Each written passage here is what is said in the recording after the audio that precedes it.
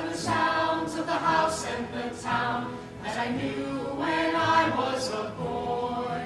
And this year's the same as last year, and next year and years before. I look out at the flakes that speckle the sky, and I know I'm home. The memories just run together, like the voices of friends we all know, like the wind through the trees that whistles as it blows. One Christmas was so much like another.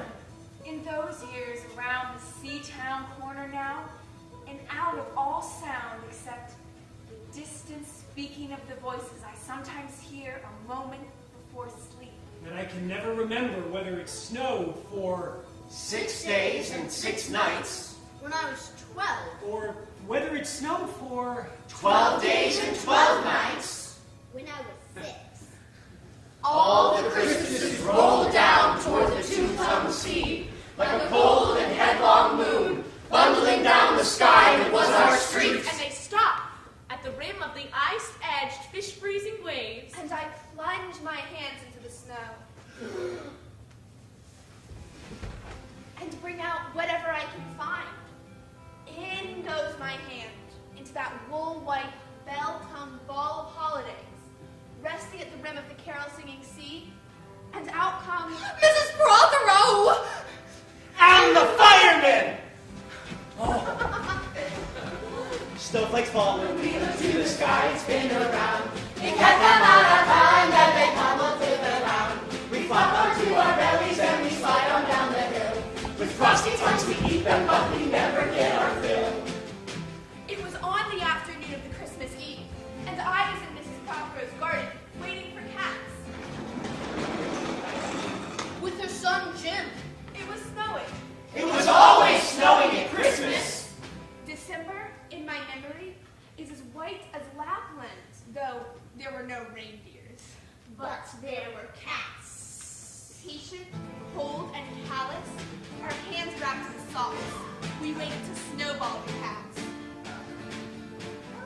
Off to battle in the snow, off to battle, here we go. With the cold wet buns in hand, we march across the snowy land. Sleek and long as jaguars, and horrible whiskered, smitting and snarling, they would slink and sidle over the white back garden walls. And the lynx-eyed hunters, Jim and I, fur-capped and moccasin trackers from Hudson Bay, off Mumbles Road, would hurl our deadly snowballs at the green of their eyes. But the wise cats never appeared. We were so still. Eskimo-footed Arctic marksmen in the muffling silence of the eternal snows. Eternal ever since Wednesday. That we never heard. Mrs. Prothero's first cry from her igloo at the bottom of the garden! Or if we heard it at all, it was to us, like the far-off challenge of our enemy and prey, the neighbor's polar cat. But soon the voice grew louder. Fire!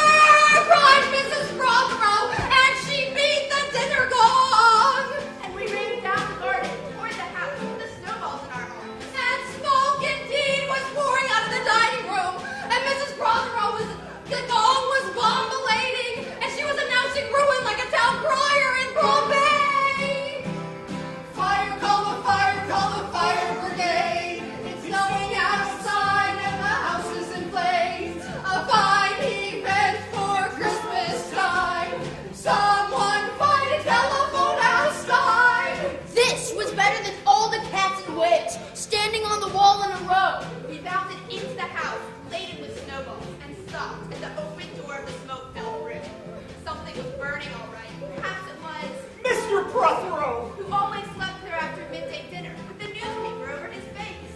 But he was standing in the middle of the room saying, "A fine Christmas," and smacking at the smoke with his slipper. Call the fire brigade, cried Mrs. Prothero as she beat the gong. "Oh, well, they won't be there," said Mr. Prothero. "It's Christmas." There was no fire to be seen, but only clouds of smoke, and Mr. Prothero standing in the middle of them, waving his slipper as though conducting.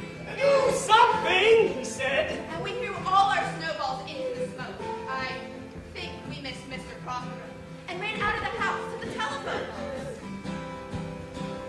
Fire calling, there's fire brigade. It's snowing outside and the house was in flames.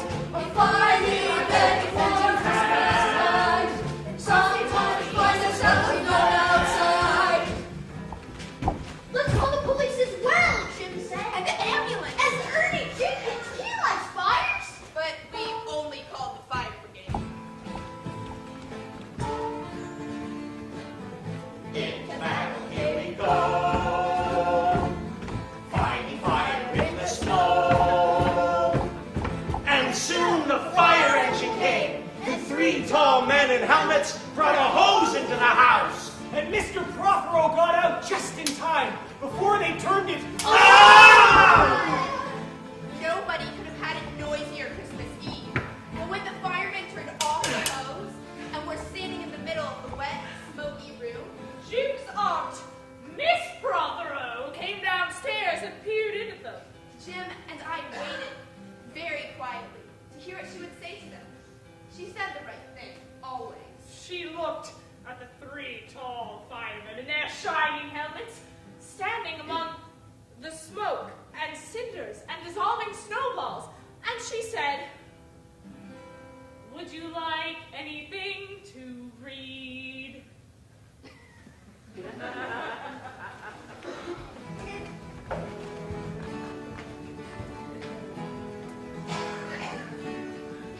And this year's the same as last year, and next year and years before. I look out at the flakes that speckle the sky, and I know I'm home.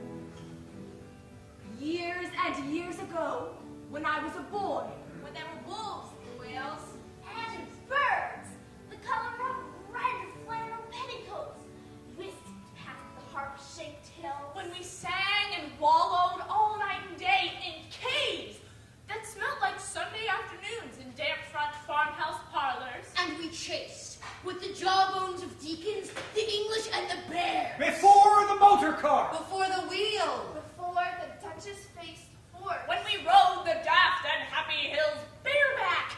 It snowed and it snowed. But here, a small boy says, "Well, it snowed last year too, and I made a snowman." And then my brother knocked it down.